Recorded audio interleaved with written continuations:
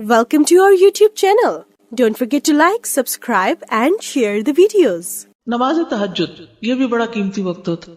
तहज्जुद का माना कुर्तुबी रहमहुल्लाह ने अल्लाह ताला के इस कौल की तफसीर में कहा व मिनल लैली फतहज्जद बिही नाफिलतन लक असा अन यबअसक रब्बुका मकामम महमूदा, और रात के कुछ हिस्से में फिर उसके साथ बेदार रहो, इस हाल में कि तुम्हारे लिए ये जायद है, नाफिल है, एक्स्ट्रा नमाज है आपके लिए, करीब है कि तुम्हारा रब तुम्हें मकाम महमूद पर खड़ा करे।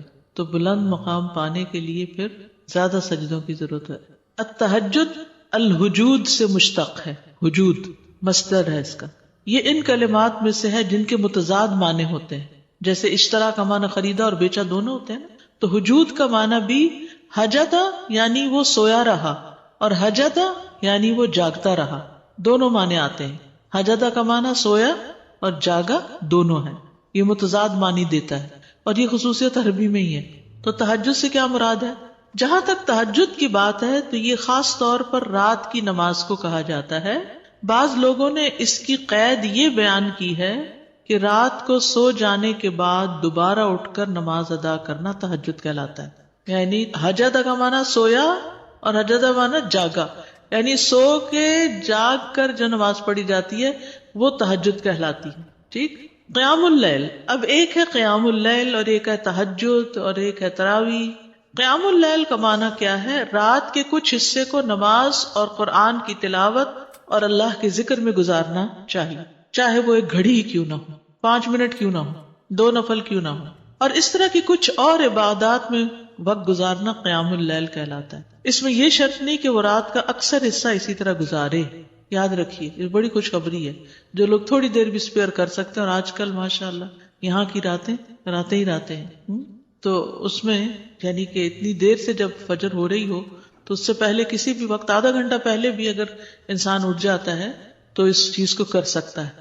मुराकिल फलाह में आया क़यामुल लैल का माना रात का बड़ा हिस्सा अल्लाह की इताअत में मशगूल होकर गुजारना, यानी ये भी राय है। और कहा जाता है कि एक घड़ी वो कुरान पढ़े या तस्बीह सुने या तस्बीह करे या नबी सल्लल्लाहु अलैहि वसल्लम पर दुरूद भेजे। कुछ लोग ऐसे होते हैं कि उनको सुबह जल्दी काम पे जाना होता है, उनके पास वक्त नहीं होता, तो काम पे जाते हुए भी रास्ते में खूब खूब अल्लाह का जिक्र करते जाएं, तिलावत करते जाएं या सुनते जाएं। ठीक है, तो वो उस सादत को पा लेंगे जो रात के वक्त अल्लाह की इबादत की है। क़यामुल लैल के माना में उमूमियत है, यानी खड़ा होना ही मुराद नहीं है बल्कि रात को जाग के इबादत करना है। क़यामुल लैल तहज्जुद के मानी की निस्बत ज्यादा आम और शामिल है, यानी इसमें सब कुछ शामिल है। क़यामुल लैल में सब कुछ शामिल है। इसमें वो नमाज भी शामिल है जो नींद से पहले की और जो सो कर उठने के बाद अदा की जाए।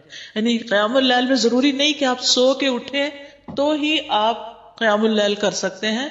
रमजान में जो आप सोए बगैर तरावी पढ़ते हैं वो भी क़यामुल लैल ही होता है। लेकिन हम आमतौर पर क़यामुल लैल किसको समझते हैं? वो आखिरी हिस्से में जो नमाज रात मस्जिद में रुक के पढ़ते हैं वो क़यामुल लैल होता है। जबकि तहज्जुद की नमाज के साथ खास है, इसके बारे में 2 कौल हैं। पहला कौल, रात की मुतलक नमाज को तहज्जुद कहा जाता है। अक्सर फुक़हा का यही ख्याल है, यानी रात के किसी हिस्से में भी पढ़ लें, इशा के बाद चंद नफल और पढ़ लें, दरमियान में पढ़ लें, जो लोग रात भर जागते रहते हैं वो सोने से पहले पढ़ लें या सो के उठ के पढ़ लें, सब तहज्जुद ही कहलाएगा।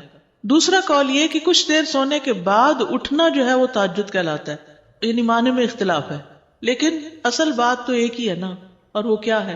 रात की नमाज। ठीक है, क़यामुल लैल क्या है? रात की नमाज, तस्बीह, कुरान का पढ़ना।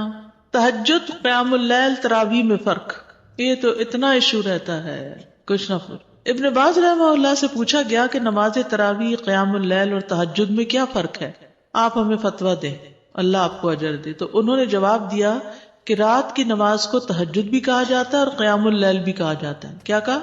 रात की नमाज को तहज्जुद भी कहा जाता है और क़यामुल लैल भी कहा जाता है। जहां तक तरावीह का ताल्लुक है तो उलमा के नजदीक ये रमजान की रातों के अव्वल हिस्से में किए जाने वाले क़यामुल लैल पर बोला जाता है। इशा के बाद जो पढ़ते हैं उसको तरावीह कहते हैं। इसके साथ साथ इस बात का भी ख्याल रखा जाता है कि ये नमाज हल्की पढ़ाई जाए और लंबी ना की जाए, यानी ये तरावीह की खास खुसूसियत है। और इसको तहज्जुद का नाम देना भी जायज है, इसको क़यामुल लैल का नाम भी दिया जा सकता है, इसमें कोई हरज की बात नहीं। यानी बेसिकली जिस वक्त जो भी पढ़े, रात को जो इबादत करेंगे वो क़यामुल लैल भी कहलाती है, वो तहज्जुद भी कहलाती है और तरावी भी। خصوصاً اول رات میں تراویح ہوتی ہے. تراویح رمضان کے لیے اسپیسیفک ہے. اچھا یہ تراویح بھی لفظ جو ہے نا بعد کی پیداوار ہے. نبی صلی اللہ علیہ وسلم کے زمانے میں کوئی تراویح نہیں تھی، قیام اللیل ہی تھا. یہ ہے قیام اللیل، قم اللیل. نبی صلی اللہ علیہ وسلم کو خطاب ہے، اے کپڑے میں لپٹنے والے رات کو قیام کرو مگر تھوڑا. آدھی رات قیام کرو یا اس سے تھوڑا سا کم کر لو یا اس سے زیادہ کر لو. اور قرآن کو خوب ٹھہر ٹھہر کر پڑھو، ٹھہر ٹھہر کر پڑھنا، جلدی نہیں. وَمِنَ اللَّيْلِ فَاسْجُدْ لَهُ وَسَبِّحْهُ لَيْلًا طَوِيلًا سورۃ الدہر میں آتا ہے. اور رات کے کچھ حصے میں پھر اس کے لیے سجدہ کرو اور لمبی رات تک اس کی تسبیح کیا کرو. سورۃ بنی اسرائیل میں ہے وَمِنَ اللَّيْلِ فَتَهَجَّدْ بِهِ نَافِلَةً لَكَ عَسَىٰ أَن يَبْعَثَكَ رَبُّكَ مَقَامًا مَحْمُودًا. اور رات کو آپ تہجد کی نماز ادا کیجیے، یہ آپ کے لیے زائد نماز ہے، یعنی باقیوں کے لیے 5 ہے اور آپ کے لیے یہ چھٹی. این ممکن ہے کہ آپ کا رب آپ کو مقام محمود پر فائز کر دے. آغاز میں تہجد فرض تھی. زرارہ سے روایت ہے کہ سعد بن ہشام بن عامر کہتے ہیں کہ میں نے عائشہ رضی اللہ عنہا سے کہا مجھے رسول اللہ صلی اللہ علیہ وسلم کی رات کے قیام کے بارے میں خبر دیں. تو انہوں نے کہا کیا تم یا ایھا المزمل نہیں پڑھتے؟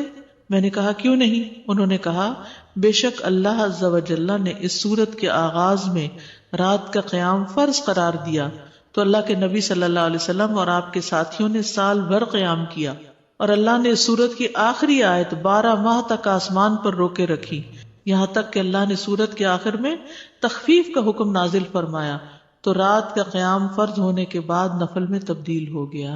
اس نے جان لیا کہ تم ہرگز اس کی طاقت نہیں رکھو گے، سو اس نے تم پر مہربانی فرمائی تو قرآن میں سے جو میسر ہو پڑھو، چھوٹی سورت بڑی سورت جتنا بھی. اس نے جان لیا کہ یقیناً تم میں سے کچھ بیمار ہوں گے، کچھ دوسرے زمین میں سفر کریں گے، اللہ کا فضل تلاش کریں گے، بزنس ٹرپس، اور کچھ دوسرے اللہ کی راہ میں لڑیں گے. بس اس میں سے جو میسر ہو پڑھو اور نماز قائم رکھو اور زکوٰۃ دو اور اللہ کو قرض دو، اچھا قرض دینا.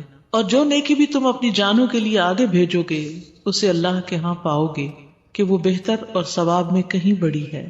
نبی صلی اللہ علیہ وسلم کا اس تخفیف کو جاری رکھنا. حضرت عائشہ سے روایت ہے، کہتی ہیں کہ رسول اللہ صلی اللہ علیہ وسلم آدھی رات کو گھر سے نکلے اور مسجد میں نماز پڑھی.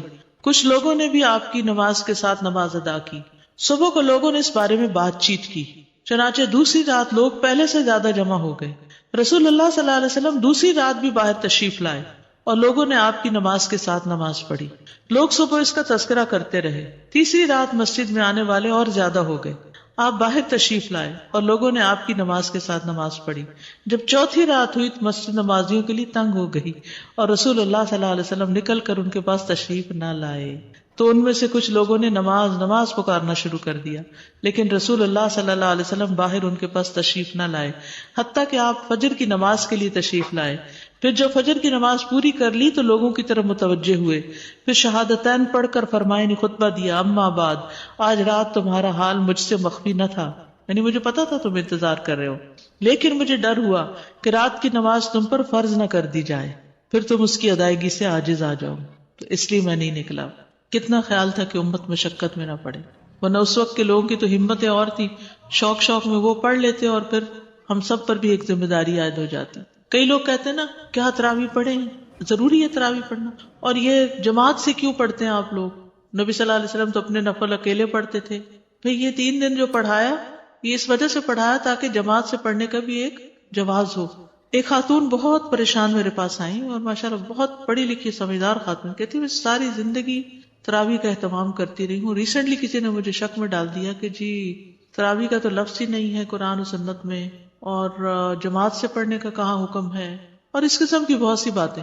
اتفاق کی بات کہ انہی دنوں میں نے ایک آرٹیکل پڑھا تھا اور ریفرنس تازے مجھے یاد تھے، تو میں نے ان کو دکھایا تو وہ سکون میں آ گئی. کہتی ہے 3 دن سے میں مسجد ہی نہیں گئی، 3 دن سے، رمضان کا مہینہ تھا یہ 3 دن سے میں نے نماز ہی نہیں پڑھی کیونکہ کسی نے مجھے شک میں ڈال دیا یہ ہے ہی نہیں. آپ نے اس لیے نہیں مسلسل جماعت سے پڑھوائی کہ کئی لوگوں پہ فرض ہی نہ ہو جائے، یہ رمضان ہی کا موقع تھا. اور پھر حضرت عمر رضی اللہ عنہ نے سب کو اس پر اکٹھا کیا، ورنہ کیا ہوتا تھا کوئی کہیں پڑھا رہا ہے، کوئی کہیں پڑھ رہا ہے، کوئی کہیں، تو وہ ایک اجتماعیت کی جو روح ہوتی ہے وہ پھر اس طرح پیدا ہوئی. تو اس لیے سب کہتے ہیں بدعت تھی، بدعت نہیں تھی کیونکہ اس کی دلیل موجود تھی. بدعت وہ ہوتی ہے کہ جس کی کوئی دلیل ہی نہیں، یہاں یہ 3 دن پڑھی ہے یہ کم دلیل ہے. اور پھر آپ نے خود واضح بھی کیا کہ میں اس سے زیادہ اس لیے نہیں کروا رہا کہ فرض نہ ہو جائے تم پر. نبی صلی اللہ علیہ وسلم کا تہجد کا خوب اہتمام کرنا. نبی صلی اللہ علیہ وسلم نماز تہجد میں اتنا قیام فرماتے کہ آپ کے قدم یا پنڈلیوں پہ ورم آ جاتا تھا. بس جب آپ سے اس کے متعلق کچھ عرض کیا جاتا تو آپ فرماتے کیا میں اللہ کا شکر گزار بندہ نہ بنوں. یہ ہے شکرانے کے نفل کہ آپ تہجد جو پڑھتے تھے اسی کو ہی شکرانہ قرار دیتے اور لمبا قیام کرتے. ہم جو شکرانے کے نام پہ نفل پڑھتے بھی ہیں تو وہ کیسے پڑھتے ہیں, کتنی جلدی جلدی پڑھتے ہیں. عبداللہ بن عمیر نے حضرت عائشہ سے کہا رسول اللہ صلی اللہ علیہ وسلم کا کوئی تعجب انگیز عمل جو آپ نے دیکھا وہ بیان کرے. وہ رونے لگی اور کہا آپ راتوں میں سے ایک رات کو کھڑے ہوئے اور فرمایا اے عائشہ مجھے چھوڑ دو کہ میں اپنے رب کی عبادت کر لوں. کہتی ہیں میں نے کہا اللہ کی قسم میں آپ کی قربت کو پسند کرتی ہوں, یعنی میں چاہتی ہوں آپ میرے پاس رہیں, لیکن وہ چیز بھی پسند ہے جو آپ کو خوش کر دے. کہتی ہیں آپ اٹھے, وضو کیا اور نماز کے لیے کھڑے ہو گئے. آپ مسلسل روتے رہے یہاں تک کہ آپ کی گود بھیگ گئی, پھر روئے اور روتے رہے حتیٰ کہ زمین تر ہو گئی. اتنے میں بلال رضی اللہ عنہ نماز فجر کی اطلاع دینے کے لیے آئے. جب انہوں نے آپ کو روتا ہوا پایا تو کہا اللہ کے رسول آپ اتنا کیوں رو رہے ہیں, حالانکہ اللہ نے آپ کے اگلے پچھلے گناہ معاف کر دیے ہیں. آپ نے فرمایا کیا میں اللہ کا شکر گزار بندہ نہ بنوں. آج رات مجھ پر چند آیات نازل ہوئی, اس آدمی کے لیے ہلاکت ہے جس نے ان کو پڑھا لیکن ان پہ غور و فکر نہیں کیا, اور وہ ہے سورۃ آل عمران کی آخری آیات ان فی خلق السماوات والارض واختلاف اللیل والنہار. نبی صلی اللہ علیہ وسلم کو تہجد نہ چھوڑنا. اللہ کے نبی جب کوئی نماز پڑھتے تو آپ پسند کرتے کہ اس پر قائم رہیں, اور جب آپ صلی اللہ علیہ وسلم پر نیند یا بیماری غالب آ جاتی اور رات کا قیام نہ کر سکتے تو آپ دن میں 12 رکعتیں پڑھ لیتے. نبی صلی اللہ علیہ وسلم کا گھر والوں کو تہجد کے لیے اٹھانا. حضرت علی بن ابی طالب رضی اللہ عنہ سے روایت ہے کہ رسول اللہ صلی اللہ علیہ وسلم رات کے وقت میرے اور فاطمہ کے پاس تشریف لائے اور ہمیں نماز تہجد کے لیے جگایا. پھر آپ اپنے گھر کی طرف لوٹ گئے اور رات کافی دیر تک نماز پڑھتے رہے. تو آپ نے ہماری طرف سے کوئی آہٹ نہ سنی تو دوبارہ ہماری طرف تشریف لائے اور ہمیں پھر جگایا اور فرمایا دونوں اٹھو اور نماز پڑھو, جیسے ہم اپنے بچوں کو کہتے ہیں. میں آنکھیں ملتا وہ اٹھ کر بیٹھ گیا اور کہہ رہا تھا اللہ کی قسم بے شک ہم تو وہی نماز پڑھیں گے جو اللہ نے ہماری قسمت میں لکھی. یقیناً ہمارے نفس اللہ کے ہاتھ میں, وہ اگر چاہے گا کہ ہمیں اٹھائے تو ہمیں اٹھا دے گا. کہتے پھر رسول اللہ صلی اللہ علیہ وسلم اپنی ران پہ ہاتھ مارتے ہوئے تشریف لے گئے اور فرما رہے تھے ہم وہی نماز پڑھیں گے جو اللہ نے ہماری قسمت میں لکھی. وَكَانَ الْإِنسَانُ أَكْثَرَ شَيْءٍ جَدَلًا.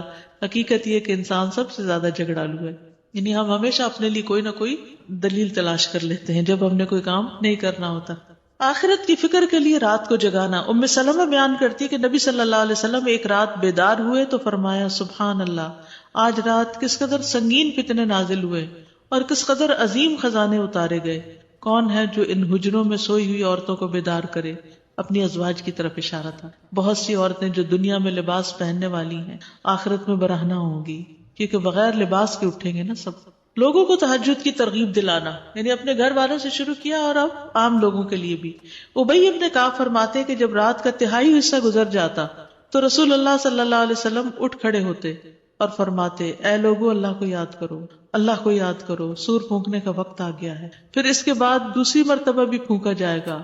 موت اپنے پیش آنے والے حالات کے ساتھ آ پہنچی, موت اپنے پیش آنے والے حالات کے ساتھ آ پہنچی, یعنی موت قریب ہے, تیاری کرو, یہ مطلب تھا. سلف صالحین کا نوجوانوں کو تہجد کے لیے اٹھانا. محمد بن یوسف کہتے ہیں سفیان ثوری رحمہ اللہ ہمیں رات کو قیام کرواتے اور کہتے اے نوجوانوں قیام کرو, جب تک تم جوان ہو نماز پڑھتے رہو, اگر تم آج نماز نہیں پڑھو گے تو کب پڑھو گے. ابن عمر کہتے ہیں عبادات میں سب سے پہلی عبادت جس میں کمی آتی ہے وہ رات کو تہجد کی نماز ہے اور اس میں اونچی آواز سے قرآن پڑھنا ہے. تو یہ جو نوجوانوں کو پڑھانا ہے نا, ہمارے بچے تو فرض نماز بھی مشکل پڑھتے ہیں تو تہجد کا پڑھیں گے. اللہ ماشاء اللہ کچھ بچوں کو تو اللہ تعالیٰ توفیق دیتا ہے اور وہ جوانی میں ہی پڑھنا شروع کرتے ہیں. ہمیں یاد ہے کہ ہمارے والد ہمیں اس بات پہ اجازت دیتے تھے کہ اپنے فرینڈز کو رات کو اکٹھا کر لیں اور رات جاگ کر نمازیں پڑھیں. اکیلے اکیلے پڑھنا مشکل ہے, تو وہ ان کا مقصد یہ ہوتا تھا کہ ہم مل کے, وہ اکثر بچے کہتے ہیں نا سلیپ اوور کے لیے جانا ہے یا فرینڈز کو بلانا ہے, تو ہم ٹوٹل نہ کر دیتے ہیں. تو اس میں یہ ہے کہ اپنے گھر پہ بلا لیں اور ان سے کہیں کہ مل کے تہجد پڑھے, اور ٹھیک ہے کچھ اور گپ شپ. آپ دیکھیے کہ پھر ہوتا کیا ہے, عام طور پر تو کھیل تماشے ہی ہوتے ہیں, کھانا پینا, جی قیام نائٹ نہ ہونے سے بہتر ہے اگر تھوڑا سا بھی 2 رکعتیں بھی پڑھ لینا. کہیں اور جا کے رات گزارنے سے تو بہتر ہے کہ مسجد میں تو ہے. وہ فار لائف اس کی ہیبٹ بھی بن جاتی, پھر انسان کو چھوڑنے کو دل نہیں چاہتا اس چیز. دین کا کام جو لوگ کرتے ہیں نا ان کے لیے بہت ضروری ہے کہ وہ ایکسٹرا نماز پڑھیں. اگر رات کو کسی وجہ سے نہیں پڑھ سکتے تو دن میں پڑھ لیں, لیکن صرف فرض پر نہ رہے, نوافل ضروری ہے. پہلا سوال کہ دعائے قنوت رکوع سے پہلے پڑھیں گے یا رکوع کے بعد پڑھیں گے، کیونکہ دونوں طرح کی روایات ملتی ہیں تو اس لیے ان کا تھوڑا سا تفصیلی جائزہ۔ رکوع کے بعد بھی کرنے کا جواز موجود ہے۔ دعائے قنوت رکوع سے پہلے اور بعد میں پڑھنا جائز ہے، یہ دونوں حکم ثابت ہیں، یعنی اس میں وسعت ہے۔ ہم کیا لفظ استعمال نہیں کریں گے؟ اختلاف ہے، کیا کہیں گے؟ وسعت ہے، اگرچہ زیادہ تر رکوع کے بعد ہی آیا ہے۔ بخاری اور دوسرے لوگوں نے حضرت انس سے روایت کیا ہے کہ نبی صلی اللہ علیہ وسلم نے 1 مہینے تک رکوع کے بعد قنوت پڑھا۔ آپ بنو اسیہ کے لیے بد دعا کرتے تھے۔ صحیحین میں انس رضی اللہ عنہ سے روایت ہے کہ ان سے پوچھا گیا کہ کیا رسول اللہ صلی اللہ علیہ وسلم نے صبح کی نماز میں قنوت پڑھا؟ انہوں نے کہا ہاں۔ ان سے کہا گیا کہ آپ صلی اللہ علیہ وسلم نے رکوع سے پہلے قنوت پڑھا یا بعد میں؟ انہوں نے کہا رکوع کے بعد کچھ مدت کے لیے پڑھا، یعنی کچھ مدت کے لیے وہ دعائے قنوت تھی، قنوت نازلہ جس کو کہتے ہیں۔ تو اس میں آپ کب پڑھتے تھے اس کو؟ رکوع کے بعد۔ رکوع سے قبل کرنے کا بھی جواز ہے، رکوع سے پہلے۔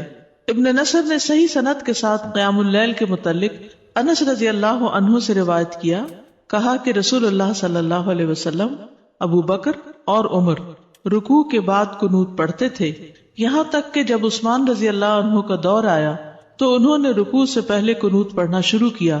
کیوں؟ تاکہ لوگ رکعت کو پالیں۔ لمبی رکعت ہوگی تو کیا ہوگا؟ زیادہ لوگ جوائن کر لیں گے جو بعد میں آ رہے ہیں۔ یعنی وہ جب وتر پڑھاتے تھے کون کون؟ حضرت ابو بکر اور عمر، تو کب قنوت پڑھتے تھے؟ رکوع کے بعد۔ اور کس نے شروع کیا پہلے پڑھنا؟ عثمان رضی اللہ عنہ نے۔ کیوں شروع کیا؟ تاکہ لوگ یہ رکعت پالیں، ان کو وتر مل جائے، یہ مقصد تھا۔ امام بخاری نے انس رضی اللہ عنہ سے روایت کیا کہ انس سے پوچھا گیا کہ قنوت رکوع کے بعد ہے یا قرات سے فارغ ہونے کے وقت؟ انہوں نے کہا نہیں، بلکہ قرات سے فارغ ہونے کے وقت۔ یہ حضرت انس کی روایت ہے۔ علقمہ سے مروی ہے کہ ابن مسعود اور نبی صلی اللہ علیہ وسلم کے صحابہ وتر میں رکوع سے پہلے قنوت پڑھتے تھے۔ ابی ابن کعب کی حدیث ہے کہ نبی صلی اللہ علیہ وسلم رکوع سے پہلے قنوت کرتے تھے۔ تو ان ساری روایات کو ملا کر دیکھیں تو دونوں کاموں کا جواز ملتا ہے۔ سنن ابن ماجہ میں حضرت انس کا یہ قول ثابت ہے کہ ہم رکوع سے پہلے اور بعد میں قنوت پڑھتے تھے۔ حضرت انس ہی کہہ رہے ہیں کہ بعد اور پہلے دونوں طرح پڑھتے تھے۔ یہ تمام احادیث دونوں کاموں کے جائز ہونے پر دلالت کرتی ہیں۔ اسی لیے امام بخاری نے اپنی صحیح میں باب باندھا ہے، باب القنوت قبل الرکوع و بعدہ، رکوع سے پہلے اور اس کے بعد میں قنوت کرنا۔ اور ابن تیمیہ نے کہا، جیسا کہ مجموع الفتاوی میں ہے، کہ اہل حدیث کے فقہا جیسے کہ امام احمد وغیرہ دونوں کاموں کو جائز قرار دیتے ہیں، یعنی پہلے اور بعد میں دونوں، کیونکہ صحیح سنت میں دونوں عمل آئے ہیں۔ اگرچہ رکوع کے بعد قنوت کو ترجیح دی گئی ہے کیونکہ اس کی روایات زیادہ ہیں۔ دوسرا سوال تھا نفل نماز میں بیٹھنے کی کیفیت کیا ہوگی، کیسے بیٹھیں گے، تورک کیسے کریں گے، کیا 2 پاؤں پہ بیٹھیں گے، ایک نکال کے بیٹھیں گے، دونوں نکالیں گے، کیا کریں گے؟ حسن بصری کہتے ہیں اگر انسان چاہے تو نفل نماز کھڑے ہو کر یا بیٹھ کر یا لیٹ کر پڑھ سکتا ہے، اور اہل علم کی جماعت کا یہی قول ہے۔ آپ صلی اللہ علیہ وسلم نے بیٹھنے کی کیفیت کو بیان نہیں کیا، یعنی سنت سے یہ بات نہیں پتہ چلتی کہ بیٹھنے کا طریقہ کیا تھا، بس اس کے مطلق جائز ہونے سے لیا جا سکتا ہے کہ نمازی جس کیفیت پر بھی بیٹھ جائے گا وہ جائز ہوگی، یعنی جو اس کے لیے آسانی اور سہولت ہوگی۔ ظاہر ہے بیٹھے گا وہی جس کو کھڑے ہونے میں دقت ہے، تو جب وہ بیٹھے گا تو جس پوزیشن پہ بیٹھ پائے اسی پہ بیٹھ جائے۔ البتہ زیادہ بہتر طریقے میں اختلاف کیا گیا ہے کہ بہتر کیا ہے، بس تینوں ائمہ سے مروی ہے کہ چوکڑی مار کر نماز ادا کرے، پلتھی، کراس لیگز، ٹھیک ہے، اس طرح بھی بیٹھا جا سکتا ہے۔ اس میں آپ دیکھیے کہ جیسے اٹھتے وقت ہم ایسے بیٹھے ہوتے تو اٹھتے کیسے ہیں؟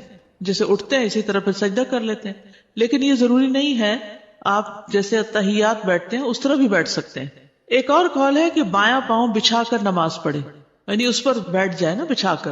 ایک اور قول ہے کہ سرین کے بل بیٹھ کر یعنی بائیں پاؤں کو آگے نکال کر جسے وہ لیگ کے اندر سے نکالتے ہیں نماز پڑھے، اور ان تمام کیفیات کے بارے میں احادیث موجود ہیں۔ نماز بیٹھ کر پڑھنے والے کی کیفیت کے بارے میں حدیث مطلق ہے، بعض اہل علم نے کہا کہ مقید بیان نہیں کی گئی تو انسان کے لیے جائز ہے کہ وہ چوکڑی مار کر بھی بیٹھ کے نماز پڑھ لے، یعنی بیٹھنے کے جو بھی طریقے ان میں سے کسی بھی طریقے پہ بیٹھ جائے، سہولت ہے، ٹھیک ہے۔ کرسی پہ بھی بیٹھ سکتے ہیں، یعنی بعض لوگ نیچے بیٹھ ہی نہیں سکتے تو وہ کرسی پہ بیٹھ کے پڑھ سکتے ہیں اشارے کے ساتھ، یا یہ بھی کر سکتے ہیں کہ صرف اتحیات میں بیٹھ جائیں اور باقی کچھ قیام کھڑے ہو کے کریں، کچھ بیٹھ کے کریں، یا سارا بیٹھ کے کریں اور رکوع کھڑے ہو کے کر لیں اور پھر سجدے میں چلے جائیں۔ اور پھر تحیات بیٹھ کے پڑھ، یعنی اس میں کوئی خاص اور پابندی نہیں لگائی گئی، تو وسعت کی وجہ سے آپ کے لیے سہولت ہے۔ پھر ہے نماز میں سورۃ الاخلاص کی تکرار، یہ بھی کسی نے سوال کیا تھا آپ میں سے۔ سوال تھا کیا یہ ممکن ہے کہ میں نفل نماز میں ایک ہی سورت پڑھوں؟ مثال کے طور پر میں سورۃ اخلاص کو ایک سے زیادہ مرتبہ پڑھتا جاؤں، گویا کہ میں ایک رکعت میں 100 دفعہ پڑھوں۔ بعض لوگ اس طرح کرتے ہیں نا، کئی لوگ وظیفے بتاتے ہیں، حاجت کے نفل بتاتے ہیں، یہ سورت 15 دفعہ پہلی رکعت میں اور دوسری میں، یہ سب خود ساختہ طریقے ہیں۔ الحمدللہ ایک ہی رکعت میں یا 2 رکعت میں کسی سورت کو بار بار لوٹا کر پڑھنے میں کوئی حرج نہیں ہے، کوئی منع نہیں کیا گیا کہ 2 دفعہ نہیں پڑھ سکتے، 3 دفعہ نہیں پڑھ سکتے۔ خاص طور پر قل هو اللہ احد، کیونکہ اس کی بہت عظیم فضیلت ہے، کیونکہ یہ سورت توحید اور رب تعالیٰ کی صفات پر مشتمل ہے۔ امام بخاری نے روایت کیا کہ ابو سعید خدری سے روایت ہے کہ ایک آدمی نے دوسرے آدمی سے سنا کہ وہ قل هو اللہ احد بار بار پڑھ رہا ہے۔ جب صبح ہوئی تو اس نے رسول اللہ صلی اللہ علیہ وسلم کی خدمت میں حاضر ہو کر اس واقعے کا ذکر کیا، گویا وہ اس عمل میں کوئی بڑا ثواب خیال نہ کرتا تھا۔ تو رسول اللہ صلی اللہ علیہ وسلم نے فرمایا مجھے اس ذات کی قسم جس کے ہاتھ میں میری جان ہے، یہ سورت قرآن کی 1/3 کے برابر ہے۔ لیکن 2 کاموں سے بچنا ضروری ہے تکرار میں۔ نمبر 1، گنتی معین نہ کریں کہ 10 دفعہ ہی پڑھنی ضروری ہے۔ ان میں سے ایک یہ ہے کہ تکرار معین گنتی کے ساتھ نہ ہو۔ اگر وہ معین کر لے گا یعنی فکس کر لے گا، وہ نہ اس سے زیادہ پڑھے گا نہ کم، تو یہ بدعت ہوگی، کیونکہ یہ خود ساختہ طریقہ ہے، خود ایجاد کیا، لوگوں کو پابند کیا۔ یعنی کچھ لوگ اس طرح کی چیزیں لکھ کر عام کر دیتے ہیں یا دوسروں کو کہتے ہیں 3 دفعہ لازمی پڑھنا ہے۔ مذکورہ حدیث میں گنتی کی تعین نہیں، نہ ہی یہ سلف سے معروف ہے، اور جو چیز شریعت میں متعین نہیں اس کی تعین جائز نہیں، اس کا بغیر کسی تعین کے مطلق ہونا جائز ہوگا۔ جیسے لوگ کہتے ہیں نا کتنی دفعہ آیت کریمہ پڑھیں، وہ کہیں نہیں بتایا گیا کتنی دفعہ، جتنا سہولت سے پڑھ سکتے ہو۔ حضرت یونس علیہ السلام کے بارے میں کچھ نہیں ملتا کہ انہوں نے 100 دفعہ پڑھا یا 1000 دفعہ پڑھا۔ اصل بات یہ کہ پڑھنے کی کوالٹی کیا ہے، یہ زیادہ امپورٹنٹ ہے۔ نمبر 2، اسے عادت نہ بنایا جائے کہ مثلا ہر روز فجر کی نماز میں آپ پہلی رکعت میں 20 دفعہ، دوسری میں 15 دفعہ قل هو اللہ پڑھ رہے ہیں، یہ نہیں ہونا چاہیے۔ انسان جب بھی رات کو قیام کرے تو ایک سورت کے بار بار پڑھنے کو عادت نہ بنا لے کہ آپ دیکھیں کہ کوئی شخص ہر رات ایک ہی سورت پڑھتا ہے اور اسے تبدیل نہیں کرتا، یہ بھی مشروع نہیں، نہ سلف صالحین کے عمل میں سے ہے۔ بس جب وہ اس کام کو کرنا چاہے تو کبھی کبھار ہی کرے، اس پر دوام نہ کرے۔ اس کو چاہیے کہ سنت کے عمل کو اور اس کام کو عادت بنائے جس پر پہلے لوگ عمل کیا کرتے تھے۔ وہ ہر رکعت میں سورۃ الفاتحہ کے ساتھ کوئی ایک سورت پڑھے یا کسی سورت کا کچھ حصہ پڑھے، اور تکرار کرنا جو ہے وہ کچھ افضل نہیں ہے، اگرچہ پڑھنے میں کوئی حرج نہیں، لیکن اس میں کوئی ایسا نہیں کہ یہ زیادہ ثواب کا کام ہے۔ اوکے، کیونکہ آپ نے اسی کی فضیلت بتائی نا کہ وہ تو 1/3 قرآن کے برابر ہے، تو سورت کو معمولی کیوں سمجھتے ہو؟ اور تکرار سے منع نہیں کیا تھا، لیکن تکرار فکس کرنا جو ہے اپنے پاس سے وہ ٹھیک نہیں۔ سورہ ملک ہم عشاء کے آخری 2 رکعت میں جی پڑھ سکتے ہیں، چاہے فرضوں میں پڑھیں چاہے نفلوں میں پڑھیں، وہ اس کی تلاوت کا حق ادا ہو جائے گا انشاءاللہ۔ لیکن اس کو لازم اس وقت پابند نہ کر لے اپنے آپ کو، کبھی اس میں پڑھیں کبھی نہ بھی پڑھیں۔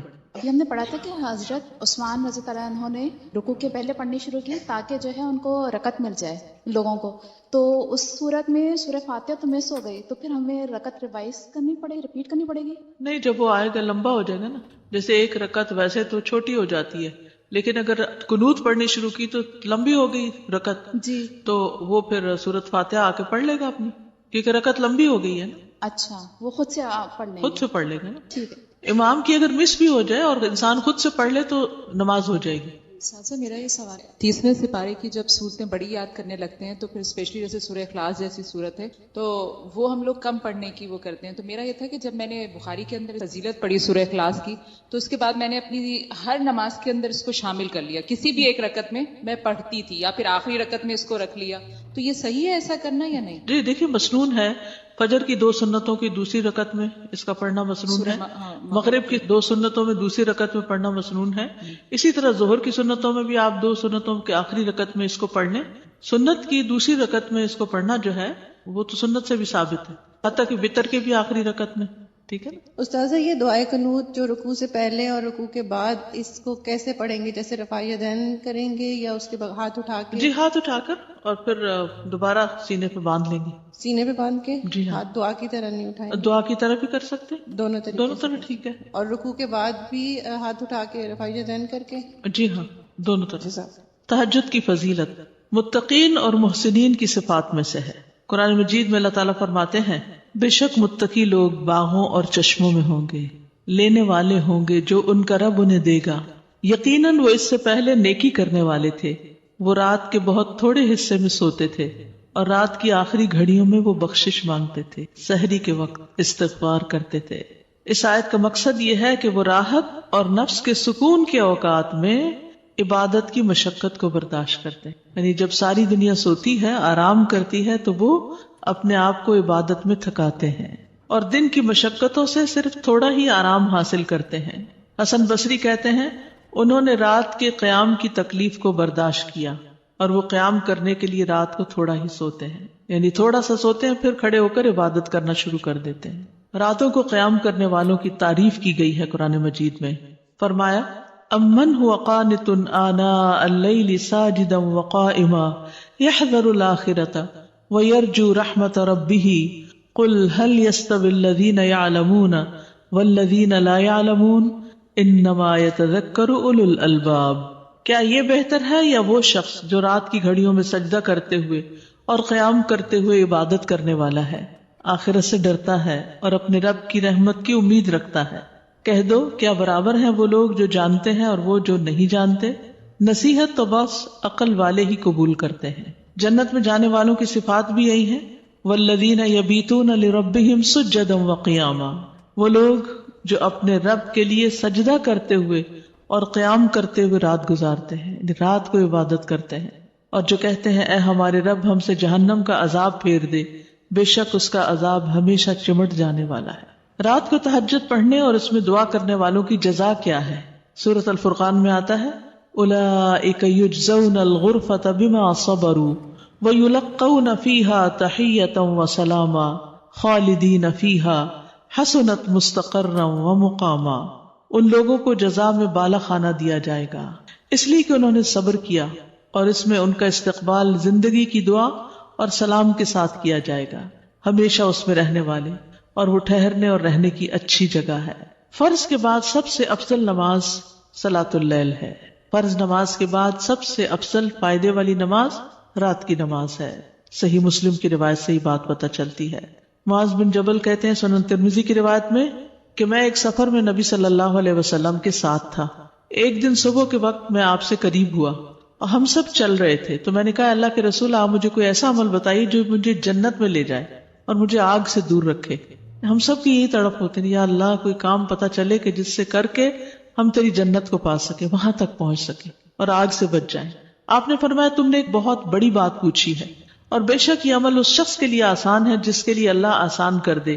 تم اللہ کی عبادت کرو، اس کے ساتھ کسی کو شریک نہ ٹھہراؤ، اور تم نماز قائم کرو، زکوٰۃ دو، اور رمضان کے روزے رکھو، اور بیت اللہ کا حج کرو. پھر آپ نے فرمایا کیا میں خیر کے دروازوں کی طرف تمہاری رہنمائی نہ کر دوں؟ روزہ ڈھال ہے، صدقہ گناہ کو ایسے بجھا دیتا ہے جس طرح پانی آگ کو بجھا دیتا ہے، اور آدھی رات کے وقت آدمی کا نماز پڑھنا. پھر آپ صلی اللہ علیہ وسلم نے یہ آیت پڑھی تتجافا جنوبہم عن المضاجع. ان کے پہلو بستروں سے الگ رہتے ہیں. یدعون ربہم خوفا وطمعا. اپنے رب کو خوف اور امید کی حالت میں پکارتے ہیں. تو اس سے پتہ چلتا ہے کہ تہجد پڑھنا جو ہے وہ جنت کی طرف لے جانے والے کاموں میں سے ہے، اور یہ مومن کا شرف ہے. نبی صلی اللہ علیہ وسلم نے فرمایا جبریل میرے پاس آئے اور کہا اے محمد صلی اللہ علیہ وسلم جیسے چاہے زندگی گزارے، بالآخر مرنا تو ہے. جس کو چاہے اپنا محبوب بنا لے، بالآخر جدا تو ہونا ہے. جیسے چاہے عمل کرے، بالآخر اس کا بدلہ تو ملنا ہے.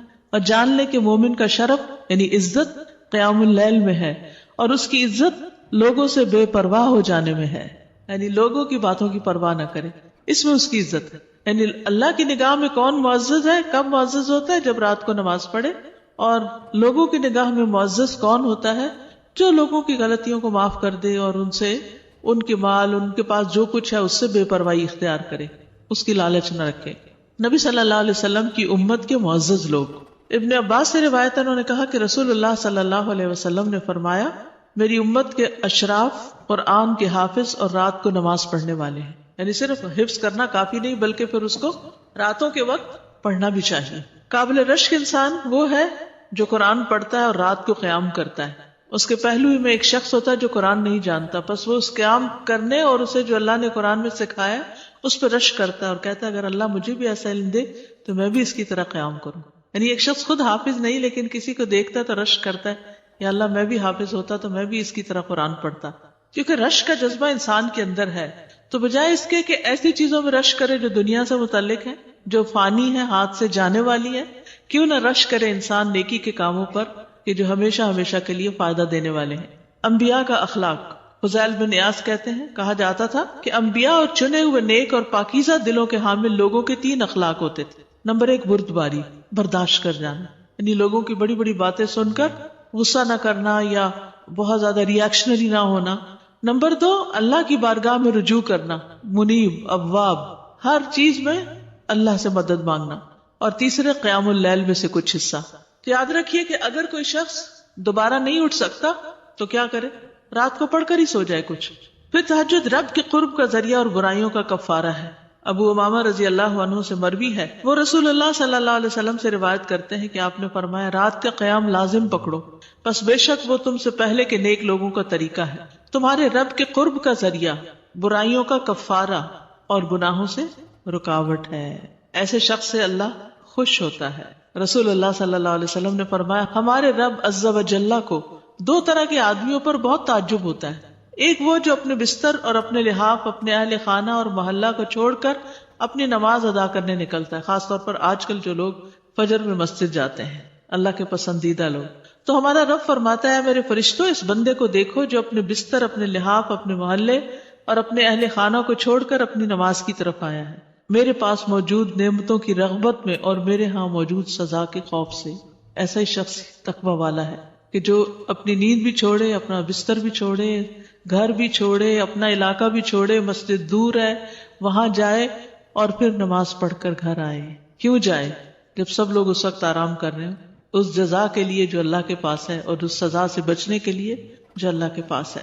نبی صلی اللہ علیہ وسلم نے فرمایا اللہ عز و جل 3 قسم کے آدمیوں سے محبت کرتا ہے اور ان پر ہنستا ہے اور ان سے خوش ہوتا ہے. ان میں سے ایک وہ جس کی بیوی خوبصورت ہو اور اس کے پاس بہترین نرم بستر ہو، لیکن وہ قیام کرنے کے لیے رات کو کھڑا ہو جاتا ہو. اللہ تعالیٰ کہتے ہیں میرے بندے نے اپنی شہوت کو ترک کر دیا اور میرا ذکر کر رہا ہے اور مجھ سے سرگوشی کر رہا ہے، اگر یہ چاہتا تو سو بھی سکتا تھا. ایک اور وہ جو قافلے سمیت سفر پر ہو اور وہ رات کو کچھ حصہ جاگنے کی وجہ سے چور ہو گئے ہوں اور بالآخر سو گئے ہوں، لیکن وہ شخص خوشی ناخوشی میں سحری کے وقت اٹھ کھڑا ہوا اور نماز پڑھنا شروع. یعنی سفر کر کے تو فرض نماز بھی مشکل ہو جاتی، کہاں یہ کہ انسان تہجد بھی پڑھے اٹھ کے. ایسے شخص کے لیے نبی صلی اللہ علیہ وسلم کی دعا ہے. رسول اللہ صلی اللہ علیہ وسلم نے فرمایا اللہ اس بندے پر رحم فرمائے جو رات کو اٹھ کر نماز پڑھتا ہے اور اپنی بیوی کو جگاتا ہے، اگر وہ انکار کرے تو اس کے منہ پر پانی کے چھینٹے مارتا ہے. اور اللہ تعالیٰ اس عورت پر رحم فرمائے جو رات کو اٹھ کر نماز پڑھتی ہے اور اپنے شوہر کو بھی جگاتی، اگر وہ انکار کرے تو اس کے منہ پر پانی کے چھینٹے مارتی تاکہ وہ بھی اٹھ جائے. اب آپ کہیں گے نہیں وہ تو سخت ناراض ہو جائیں گے تو کیسے چھینٹے مارے؟ تو بات یہ کہ اچھی ازدواجی زندگی میں نا کچھ اصول، ضابطے، قاعدے ہوتے ہیں. جیسے آپ دیکھیے کہ گھر جو ہے نا وہ ایک چھوٹی سی اسٹیٹ ہوتی ہے، ایک مملکت کی طرح ہوتی. تو ایک شہر کا یا ایک ملک کا اچھا نظام کب ہوتا ہے؟ اس میں امن کب ہوتا ہے، اس میں فیسلٹیز کب ہوتی ہیں، اس میں جان مال کا تحفظ کب ہوتا ہے؟ جب اس کے اندر کچھ اصول، ضابطے یا دوسرے لفظوں میں لا اینڈ آرڈر ہوتا ہے اور اس کو امپلیمنٹ بھی کیا جاتا ہے. تو پھر کیا ہے، ہر کوئی ٹریفک کے قانون کو فالو کر رہا ہے. نہیں کرے گا تو کیا ہوگا؟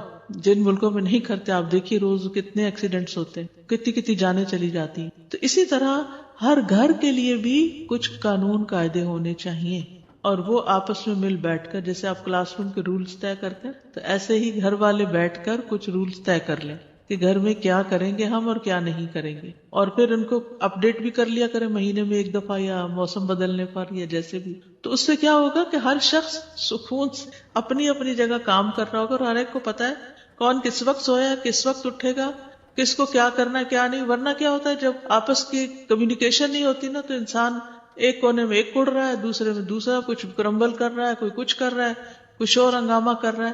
نہیں، امن سے رہنے کے لیے قانون قاعدے بڑے ضروری ہوتے ہیں. ہم پہ قانون قاعدوں کی پابندی بڑی بھاری ہوتی ہے ہمارے نفس کو، چاہے وہ کسی ادارے میں ہو، چاہے کسی کلاس روم میں ہو، چاہے وہ گھر میں ہو، چاہے کسی مملکت میں ہو. اب لوگ ویسٹ کی تعریف تو بہت کرتے ہیں اور کہتے ہیں بڑی آزادی. کس بات کی آزادی؟ کوئی ایک کام تو آپ اپنی مرضی سے نہیں کر سکتے، ہر چیز میں قاعدہ اور قانون ہے. کوئی چھوٹا سا بھی کام کرنے جائے تو اتنے قانونوں کی لسٹ ہے. سب سے کامیاب لائر تو یہاں ہے، بہترین پیشہ ہے، لیکن اس کا فائدہ بھی تو آپ دیکھیے نا، پھر اگرچہ جکڑے ہوئے لیکن پھر امن بھی تو ہے نا، سکھ کی نیند بھی تو سوتے ہیں، خوف تو نہیں ہے، رات کو ڈرائیو بھی کر لیتے ہیں. ہاں، ایک شہر سے دوسرے شہر میں لمبے فاصلے امن و امان سے طے ہو رہے ہیں، عورتیں ڈرائیو کر رہی ہیں، مرد ڈرائیو کر رہے ہیں، کوئی خوف تو نہیں ہے نا، کیونکہ قانون ہے ایک. تو یہ قانون قاعدے گھر میں بھی ہونے چاہیے. مثلاً کچھ گھروں کا قاعدہ ہوتا ہے کہ ڈنر پہ سب کو لازم بیٹھنا ہے، اتنے بجے گھر میں لازمی آنا ہے، ہر ایک کو نماز پڑھنی ہے. تہجد کے لیے مثلا ہسبینڈ وائف کو اٹھنا ہے تو پہلے سے طے کر لیں اور ایک دوسرے کو کہہ کے سوئیں، تم پہلے اٹھ گئی تو مجھے اٹھانا، نہ اٹھو تو چینٹے مارنا. یعنی پہلے سے ہی طے کر لیں، یہ نہیں کہ اچانک نہ بتایا نہ پتا نہ حدیث پڑھ کے گئے گھر، آج تو ہے چیٹے ہی مارو گی تو آپ دیکھیں پھر آپ چیٹے پاریں گی تو آپ کو مار پڑے گی. تو آپ دیکھیں جیسے ڈاکٹر کے پاس جاتے تو وہ آپ کو بتاتے کہ میں آپ کے ساتھ یہ اور یہ اور یہ کروں گا، تو پہلے سے بتا دیتا ہے تھوڑی سی آپ کو پین ہوگی، آپ اس طرح بریتھ کریں، یہ کریں وہ، تو وہ کمیونیکیشن سے دوسرا شخص مینٹلی تیار ہوتا ہے کہ اب میرے ساتھ کیا ہونے والا. سب کو پتا ہو کہ گھر میں میرے ساتھ کیا ہونے والا ہے، اس کے لیے تیار ہے. پھر رات کو آسمان کے دروازے کھلتے ہیں. نبی صلی اللہ علیہ وسلم نے فرمایا آدھی رات کو آسمان کے دروازے کھول دیے جاتے ہیں اور ایک پکارنے والا آواز دیتا ہے کہ کوئی دعا کرنے والا ہے کہ اس کی دعا قبول کی جائے، کوئی مانگنے والا ہے کہ اسے دیا جائے، کوئی مصیبت زدہ ہے کہ اس کی مصیبت دور کر دی جائے. پھر جو مسلمان اس وقت دعا کرتا ہے تو اللہ تعالیٰ اس کی دعا قبول کرتا ہے، سوائے زانیہ عورت کے جو اپنی شرمگاہ کے ذریعے کمائی کرتی اور ٹیکس رسول کنندہ کی، یعنی ناجائز ظالمانہ ٹیکس جو پہلے زمانے میں اگر کوئی کسی کی زمین سے گزرتا تھا یا اور اسی طرح کی عائد کیے ہوتے ہیں پرسنل بینیفٹس کے لیے، پھر وہ لیتے. اللہ تعالیٰ کا آسمان دنیا پر نزول. رسول اللہ صلی اللہ علیہ وسلم نے فرمایا ہمارا رب تبارک و تعالیٰ ہر رات کو اس وقت آسمان دنیا پر آتا ہے جب رات کا آخری تہائی حصہ رہ جاتا ہے. وہ کہتا ہے کوئی جو مجھ سے دعا کرے تو میں اس کی دعا قبول کروں، ہے کوئی جو مجھ سے مانگے تو میں اس کو عطا کروں، ہے کوئی جو مجھ سے بخشش طلب کرے تو میں اس کو بخش دوں. نبی صلی اللہ علیہ وسلم نے فرمایا تمام اوقات سے زیادہ بندہ پچھلی رات میں اپنے رب کے قریب ہوتا ہے، بس اگر تم سے ہو سکے تو تم اس گھڑی میں اللہ کو یاد کرنے والوں میں سے بن جاؤ تو ضرور بن جاؤ. یعنی اس وقت کے لیے دعائیں تیار رکھیں، چاہے کہیں لکھی ہوئی ہو، چاہے دعاؤں کی کتاب ہو یا ایپ ہو یا کچھ بھی ہو. تو آج کل آپ دیکھیں کہ کتنی 6:15 سے اگر آپ 5:30 بھی 5:45 بھی اٹھ جائیں، 6 بجے بھی اٹھ جائیں تو آپ دیکھیں 15 منٹ تو دعاؤں کے لیے ہے نا، اور اللہ کے قریب ہونے کے لیے. نبی صلی اللہ علیہ وسلم نے فرمایا تمام اوقات سے زیادہ بندہ پچھلی رات میں رب کے قریب ہوتا ہے، بس اگر تم سے ہو سکے تو تم اس گھڑی میں اللہ کو یاد کرنے والوں میں سے بن جاؤ تو ضرور بن جاؤ. اور اگر آپ سے نہیں اٹھا جائے، بیمار ہیں، تکلیف میں ہیں، رات بہت دیر سے سوئے، کوئی بھی وجہ نہیں اٹھ پا رہے، آنکھ کھل گئی ہے، لیٹے لیٹے ہی ذکر شروع کر دیں. لیٹ کر بھی دعائیں مانگ سکتے ہیں لیکن دعائیں مانگنا نہ بھولیے، یعنی کچھ نہ کچھ ضرور مانگیے. نیت کر کے سو جانے پر بھی اجر ہے. نبی صلی اللہ علیہ وسلم نے فرمایا جو اپنے بستر پر آئے اور اس کی نیت یہ ہو کہ وہ رات کو اٹھ کر نماز پڑھے گا، پھر اس پر نیند کا ایسا غلبہ ہوا یہاں تک کہ سوتے سوتے صبح ہو گئی، تو اس نے جو نیت کی اس کے لیے وہی اجر لکھ دیا جاتا ہے اور اس کی نیند اس کے رب کی جانب سے اس پر صدقہ ہوگی. نبی صلی اللہ علیہ وسلم نے فرمایا سلام پھیلاؤ، اچھی گفتگو کرو، صلہ رحمی کرو، اور راتوں کو جب لوگ سو رہے ہو تو تم قیام کرو، تم سلامتی کے ساتھ جنت میں داخل ہو جاؤ گے. آپ دیکھیں کتنی خوبصورت سلام پھیلاؤ. یاد رکھیے بچپن سے بچوں کو سلام کی عادت ڈال دینی، اور یہ نہیں کہ انہیں کہا جائے سلام کرو، نہیں، سلام کر دیں. آپ خود جب آپ خود بار بار سلام کریں گے تو ان کو عادت بن جائے گی، وہ بھی کرنا شروع. اچھی گفتگو کرو، یعنی پازیٹیو تھنکنگ ہو تو پازیٹیو گفتگو ہوتی. اچھے موضوعات تلاش کرو گفتگو کے جس میں نہ غیبت ہو، نہ بہتان ترازی ہو، نہ چغل خوری ہو، نہ کچھ اور اس طرح کا، بلکہ اچھی باتیں ہوں. اور رشتہ داروں کے ساتھ جوڑو، اور رات کو جب لوگ سو رہے ہو تو قیام کرو، سلامتی سے جنت میں داخل ہو جاؤ گے. ایسے لوگ جنت کے خوبصورت گھروں کے وارث ہیں جو گفتگو میں نرمی کرے. اچھی گفتگو سے مراد نرم گفتگو بھی، کھانا کھلائے، اور رات کو جب لوگ سو رہے ہوں تو اللہ کے لیے قیام کرے. خواتین کے لیے بہت بڑا موقع ہے اجر کمانے کا، کھانا کھلا. ہم سمجھتے ہیں صرف گھر سے باہر کھانا کھلانا ہی، یا مہمانوں کو کھانا کھلانا، یا کسی کی دعوت کرنا ہی کھانا کھلانا ہے. گھر والوں کے لیے جو کچھ آپ پکاتے ہیں اور جو بناتے ہیں وہ بھی اس میں شامل ہو. باقی تو اللہ کا فیصلہ نا، وہ اب دے، کبھی دے، جب دے، لیکن دعا کر کے ایک تسلی ہو جاتی ہے کہ ہم نے اپنا کام کر لیا، ہم نے مانگ لیا، اس کے سپرد کر دیا اپنے معاملات.